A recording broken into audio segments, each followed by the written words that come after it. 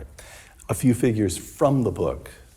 Even as I was reading the argument, these figures, it takes a while to adjust. Again, it's because an American, our notion of what's taking place in Europe lags, I think. But I found every one of these things shocking.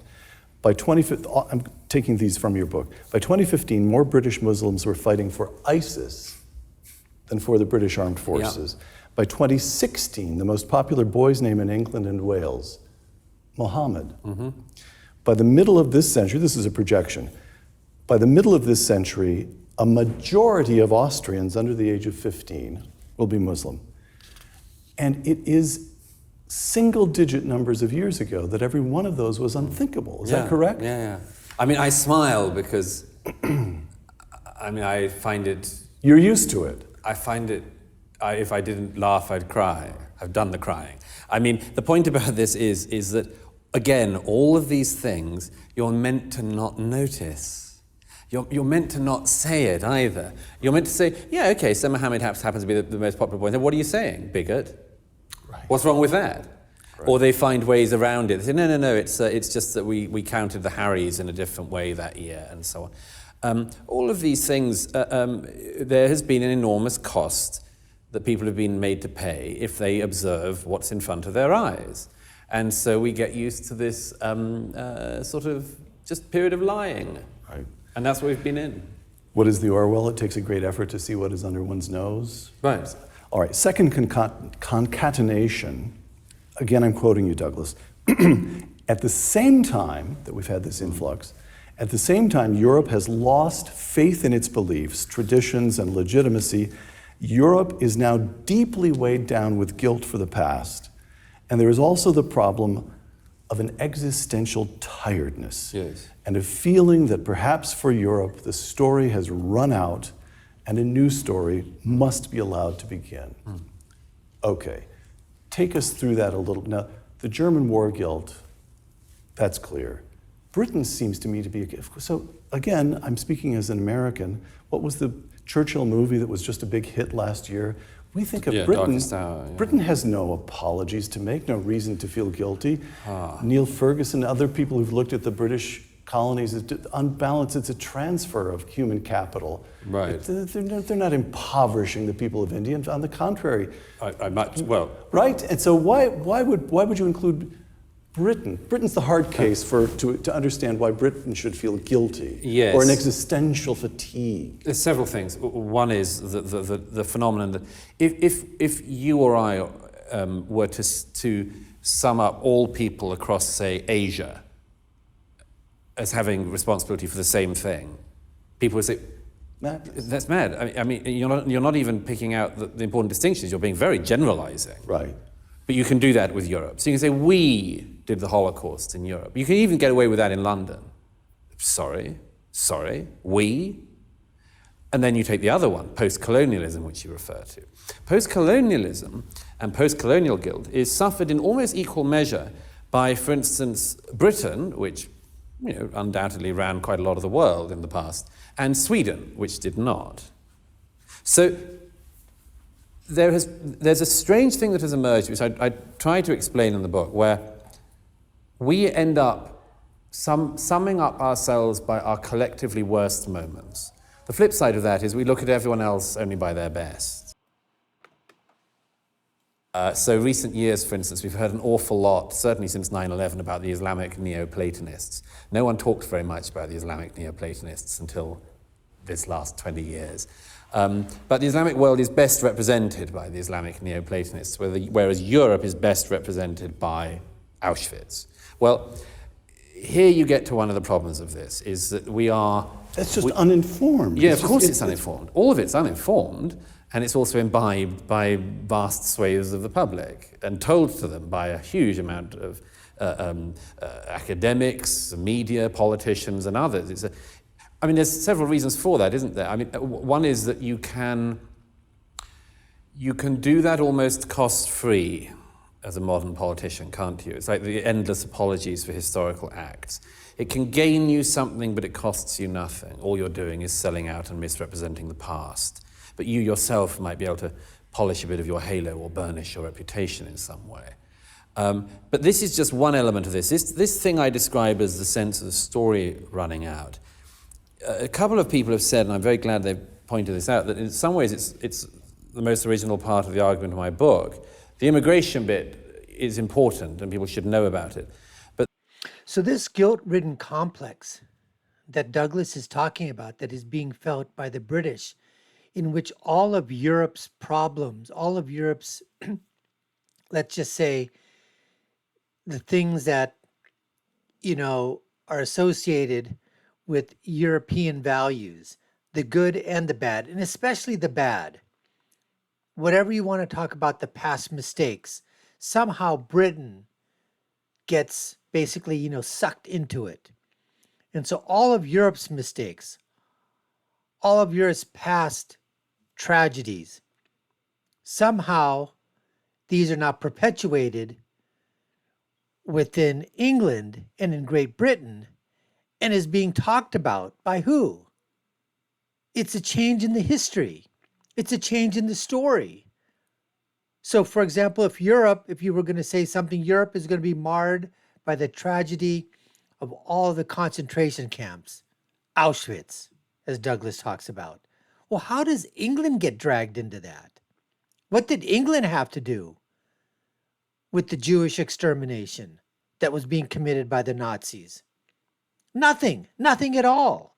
But they're dragged into it, just like with everything else, slavery, post-colonialism, everything. And this is what's being taught.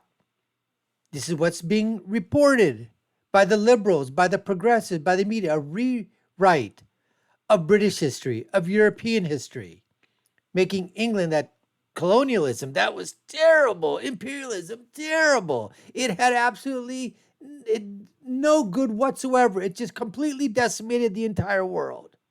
You can have an argument on that, that's perfectly fine, but to rewrite history in terms of where England is to blame for all of the ills of the world, that's exactly what's being taught to the young people. And they're drinking it up, they're lapping it up, because that's what's being told. It's the same thing that happened in the United States of America for those of our British counterparts across the pond. America owned slaves. No, America did not own slaves. The South owned slaves. The North didn't. The South wanted slavery. The North didn't. The Democratic Party was a party of slavery. The Republican Party, post Abraham Lincoln, was a party that wanted to free the slaves. A Republican president wanted to free the slaves. That's why they went to war. And when they went to war, half of the country went to war to try to keep slaves. The northern part wanted to free the slaves. Hundreds of thousands of people died. Why? Some of those people wanted to keep slaves. The other people that died wanted to free the slaves. But history is written as if slavery was the only slave trade that occurred was the Atlantic slave trade, and America was at the top of it, which is not even freaking close. They don't talk about the Slav trade. They don't talk about the Barbary pirates. They don't talk about the Islamic trade slaves. I mean, this is unbelievable, folks. But this is what Douglas is trying to get to the heart of the matter. That, unfortunately, there's such a huge force to be fought against, because they're the ones that are trying to rewrite and reshape history to make it look like as if Europe, Great Britain, the United States of America, all these countries were formed because of the ill that they committed, the evil acts that they committed in terms of the past. Anyways, we're going to get to more of Douglas with Peter Robinson, and we're going to do that. But before we do, just want to let you know you're watching the Dr. Nasir Shaikh Show. I'm your host, Dr. Nasir, where I give you my political prescription from my political perspective. What happens when you get culture and religion and science and entertainment and social media and everything else just comes crashing together. Let's get back to more than an interview with Douglas and Peter Robinson right now. The us bit, what is it about us that would mean this all happened? Not many people have, I think, written about. And by the way, I'm very disturbed about this because almost none of my critics, and there are some sadly, but almost none of them pick up on this thing. Almost none of them. They go for me over the immigration, Right. but they never pick up on this. I have not to date had one critic who said, you're wrong on the existential tiredness. You're wrong on that. Our best days are all ahead of us, or any of that. I don't get any of that. And that's a disappointment because I was rather hoping I would. Well, all right, so let's take a moment. Help me think it through, layman that I am, that I haven't thought about this in any great detail. So what's the parallel? What's the parallel?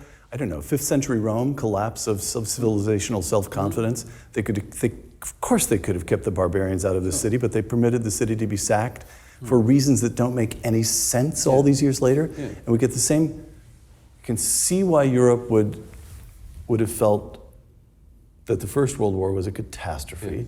Second World War is in some ways a reparation. And in all the years since the Second World War, the Germans have made this concerted effort to build a good society. Right. There's been economic recovery of all kinds. And instead of feeling a sense of pride and accomplishment, it's just exhaustion. Well, why? Why? The why is this. Almost everything is still behind crime scene tape. You mentioned World War I, borders. Okay, I was in the Middle East again recently. In the Middle East, most countries recognize borders to be a prerequisite for peace. If you don't have borders, you're in trouble. Europe thinks that borders are the cause of war. Okay, so that's just the beginning of geography problems. Right. Move on. We had wars of religion before we had the wars of nation states. Some people forget that now, but it means that religion also is to a great extent behind crime scene tape. In the 20th century, it was Europe that came up with the two twin nightmares of fascism and communism. So we're very distrustful of not just politics and political ideas, but the philosophy and possibilities that might lead to them. So it leaves you in this position where absolutely everything is still a crime scene, and you're trying to work out how it happened. And that's why whenever anyone mentions something like borders, Angela Merkel and everybody else in any position of power hears, but the strong borders would be a reason we go to war again. That's what we did then. Ideas. This is why this is a terrible thing to say for some philosopher friends, but European ideas, to a great extent of philosophy, has become a game. I'm not saying it hasn't in America as well. It's a sort of hermeneutical game. You can look at the game, but you can't play it because you daren't, because you know what you might go back to. I describe in the book, I had a sort of just terrible moment of realization about this some years ago at a conference at Heidelberg. And I just realized every single idea was off the table. Not only the ideas, the words. You couldn't say culture. I was almost meltdown when I did. You can't use anything because everything might make us do it all again. Well, it's not surprising in that situation that people would have a sense of weariness. Is that something behind,